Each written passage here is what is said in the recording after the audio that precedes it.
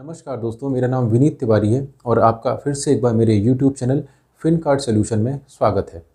आज के इस वीडियो में मैं आपसे रिटायरमेंट प्लानिंग के बारे में बात करना चाहूँगा। आमतौर में म्यूचुअल फंड में रिटायरमेंट प्लानिंग के लिए कुछ सॉल्यूशन ओरिएंटेड प्लान होते हैं। तो क्या इन्वेस्टर को रिटायरमेंट प्लान करने के लिए इन सॉल्यूशन ओरिएंटेड प्लान में इन्वेस्ट करना ज़रूरी है, या इन्वेस्टर नॉर्मल म्यूचुअल फंड की हेल्प से भी अपने रिटायरमेंट की प्लानिंग कर सकता है? आमतौर में ये देखा गया है, जितने भी सॉल्यूशन ओरिएंटेड रिटायरमेंट प्लान होते हैं उनकी एक खासियत रहती है कि इन फंड्स के नाम में कहीं ना कहीं एक वर्ड यूज़ होता है, रिटायरमेंट। और कहीं ना कहीं ये जो वर्ड है रिटायरमेंट, जब भी आपके फंड में यूज़ होता है, जैसे HDFC रिटायरमेंट फंड एग्जाम्पल के लिए, या ICICI कोई रिटायरमेंट फंड, या एक्सिस बैंक का कोई रिटायरमेंट फंड, जब भी ये वर्ड रिटायरमेंट यूज़ होता है तो इस रिटायरमेंट वर्ड से कहीं ना कहीं हमारे इमोशंस कनेक्ट हो जाते हैं। और जब भी इसमें हम या तो लमसम इन्वेस्टमेंट करें या तो हम SIP करें, तो कहीं ना कहीं हम उस SIP को कंटिन्यू करते हैं, हम उसे ब्रेक नहीं करते। कई बार हमारे घर में बहुत सारी परेशानी आती है जिसके कारण हमें SIP को या तो क्लोज़ करना पड़ता है या तो SIP की वैल्यू को कम करना पड़ता है। लेकिन कहीं ना कहीं ये जो रिटायरमेंट फंड में जो वर्ड होता है रिटायरमेंट, इससे हम इमोशनली टच हो जाते हैं और हम कोशिश करते हैं कि इस फंड की SIP को हम कभी बंद ना करें, क्योंकि कहीं ना कहीं ये आगे हमें रिटायरमेंट में काम आएगा। दूसरी, रिटायरमेंट फंड में सबसे अच्छी बात होती है कि जब भी हम किसी रिटायरमेंट फंड में इन्वेस्ट करते हैं तो कहीं ना कहीं हमारा पैसा 5 साल के लिए लॉक कर दिया जाता है। हर रिटायरमेंट फंड में कहीं ना कहीं 5 साल का लॉक इन रहता है,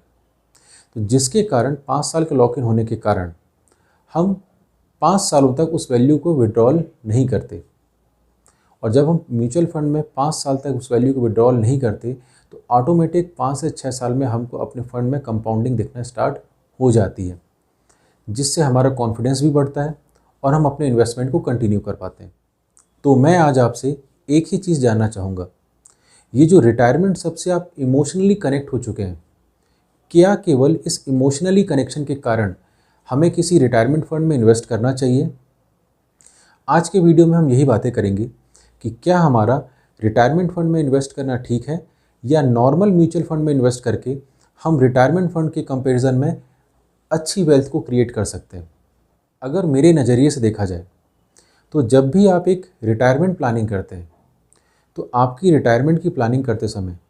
आपके रिटायरमेंट प्लानिंग में सबसे बड़ा रोल रहता है आपके डिस्ट्रीब्यूटर का या आपके एडवाइज़र का। ये चीज़ें आपके डिस्ट्रीब्यूटर या एडवाइज़र को समझनी चाहिए कि आपकी कंडीशन को देखते हुए आपके लिए एक रिटायरमेंट प्लान बेस्ट है, या आप एक नॉर्मल म्यूचुअल फंड में इन्वेस्ट करके भी एक अच्छा कॉर्पस ऐड कर सकते हैं। सामने स्क्रीन में आप ध्यान से देखिएगा, मैंने आपके सामने कुछ रिटायरमेंट प्लान ओपन किए हुए हैं और ये जितने रिटायरमेंट प्लान हैं इनका सिलेक्शन मैंने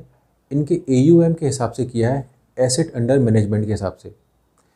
हाईएस्ट एसेट अंडर मैनेजमेंट वाले मैंने आपके सामने 8 अलग अलग रिटायरमेंट प्लान ओपन किए हुए हैं। अगर इन 8 रिटायरमेंट प्लान के पिछले 3 साल के मैं रिटर्न को कंपेयर करूं तो आपको स्क्रीन में दिख रहा होगा। अगर मैं बात करता हूं आपसे UTI retirement benefit pension fund की, तो पिछले 3 साल में इसने आपको 16% के आसपास का रिटर्न बना के दिया। HDFC retirement saving equity fund की बात करूं तो करीब करीब इसने 33% के आसपास का रिटर्न बना के दिया है। निपॉन में आपको दिख रहा होगा करीब आपको 24% के आसपास का रिटर्न बना के दिया है। वहीं टाटा ने आपको कहीं 16% के आसपास का रिटर्न बना के दिया है। पिछले 3 साल में अवेलेबल सभी रिटायरमेंट फंड का एक एवरेज लेता हूँ तो आपको दिख रहा होगा लगभग करीब 13% के आसपास का इन फंड ने आपको कंपाउंडेड एवरेज रिटर्न बना के दिया है। इन रिटायरमेंट फंड का कंपैरिजन किसी स्मॉल कैप फंड से करूं तो सामने स्क्रीन में आपको दिख रहा होगा कि पिछले 3 सालों में जहां निपॉन के स्मॉल कैप फंड ने आपको 46% के आसपास का रिटर्न बना के दिया है, SBI स्मॉल कैप फंड ने आपको लगभग 36% का रिटर्न बना के दिया है, HDFC स्मॉल कैप फंड ने आपको 43% का रिटर्न बना के दिया है। HSBC में आप देखिए, HSBC स्मॉल कैप ने आपको 44% के आसपास का रिटर्न बना के दिया है। कोटक स्मॉल कैप ने आपको लगभग 42% के आसपास का रिटर्न बना के दिया है। अब अगर मैं इस रिटायरमेंट फ़ंड को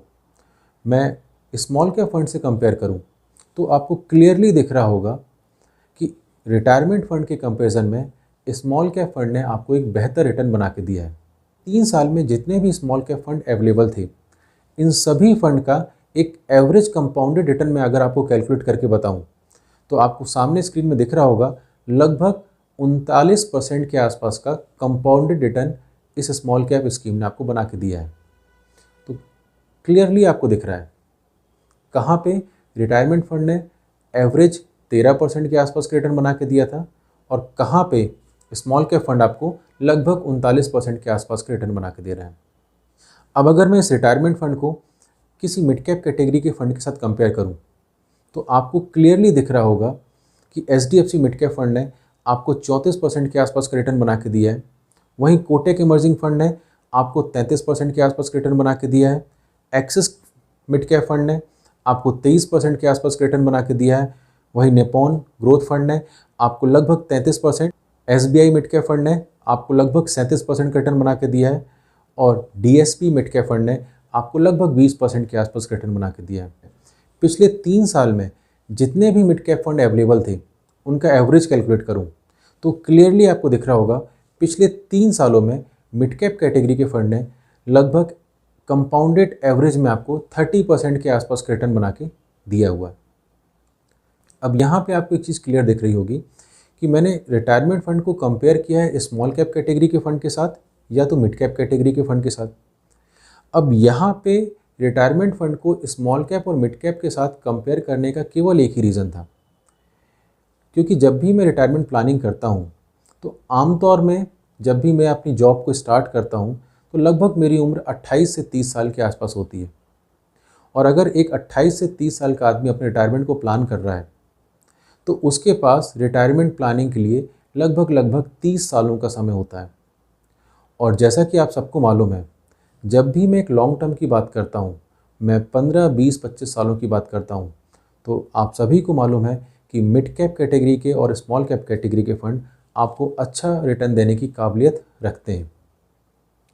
तो जब मुझे मालूम है कि मेरे पास अगर 25 से 30 साल का समय है, तो मैं डायरेक्टली मिड कैप और स्मॉल कैप कैटेगरी के फंड में इन्वेस्ट करके अपनी रिटायरमेंट प्लानिंग क्यों ना करूं। अब आप यहाँ ध्यान से देखिएगा कि मैंने इन्हीं रिटायरमेंट फंड को कुछ फ्लेक्सी कैप के स्कीम के साथ कंपेयर किया हुआ है। इन रिटायरमेंट फंड को मैंने फ्लेक्सी कैप के साथ कंपेयर क्यों किया है, इसका एक रीज़न है, क्योंकि जब भी मैं इन रिटायरमेंट फंड के पोर्टफोलियो को ध्यान से देखता हूँ या इनके एसेट एलोकेशन को ध्यान से देखता हूँ,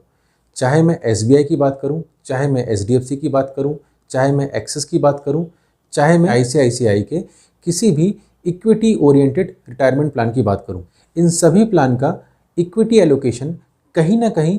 फ्लेक्सी कैप फंड के तरीके का होता है। और यही रीज़न है कि इन रिटायरमेंट फंड को मैंने फ्लेक्सी कैप की स्कीम के साथ कंपेयर किया। और अगर मैं पिछले 3 साल का एक एवरेज कंपाउंडेड रिटर्न निकालूं, तो पिछले 3 साल में फ्लेक्सी कैप कैटेगरी का एवरेज कंपाउंडेड रिटर्न लगभग 24% के आसपास है।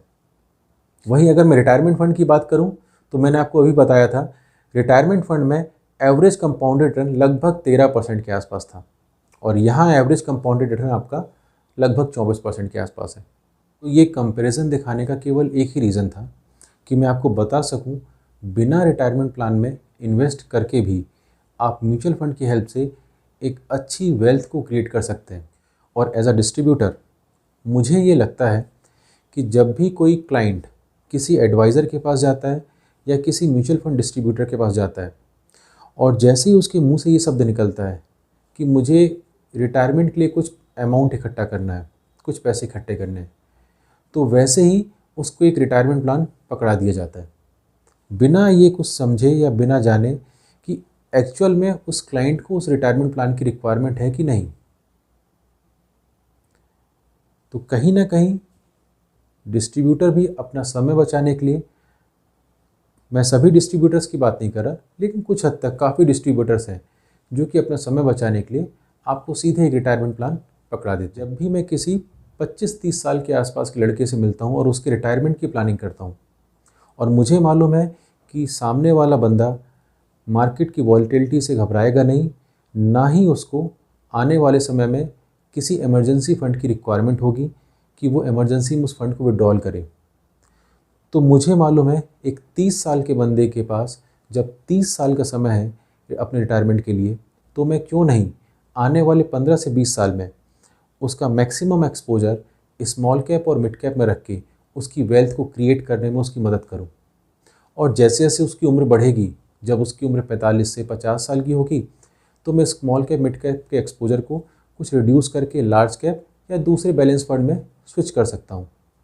अगर आपको वीडियो पसंद आई हो तो चैनल को लाइक, सब्सक्राइब एंड शेयर करना ना भूलें। तो मिलते हैं नेक्स्ट वीडियो में, तब तक के लिए जय हिंद, जय भारत।